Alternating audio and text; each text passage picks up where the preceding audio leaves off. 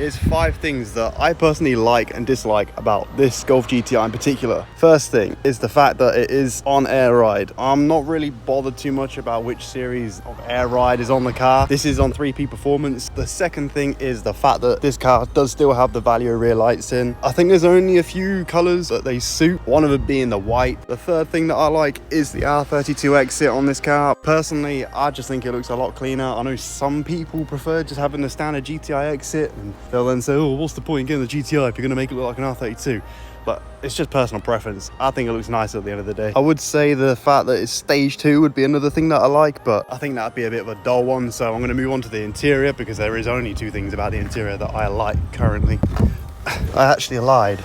To be fair, I do like the large paddle extensions. These are from VAG Paddle, I believe. The other things I actually like, which is interior related, is first of all the DSG knob that we fitted into this with the Alcantara and then the black surround, and then the Apple CarPlay stereo as well, because it's cheap as anything. It works decent. And as for 5 dislikes, I hadn't really thought that far ahead, if I'm honest with you.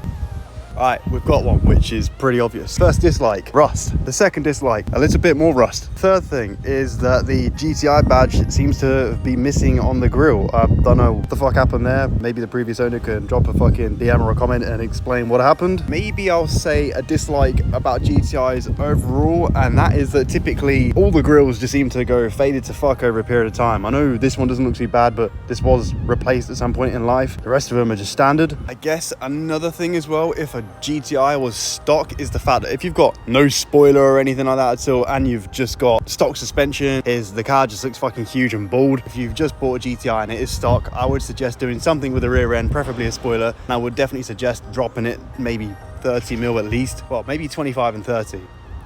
Whichever way round makes sense. And I'll actually throw in one more dislike, and that is that although the depot lights do look nice and a lot cleaner, and they look similar to Xenon lights with the little chrome bit around here, is the insides aren't actually chrome, just like painted in some sort of crap. So when it comes to light projection, it's not really that good at all. Like, you can see fuck all on the road. I know some people will say they've got HIDs in their depot lights and that their light projection is great, but maybe it's just this set was a poor batch.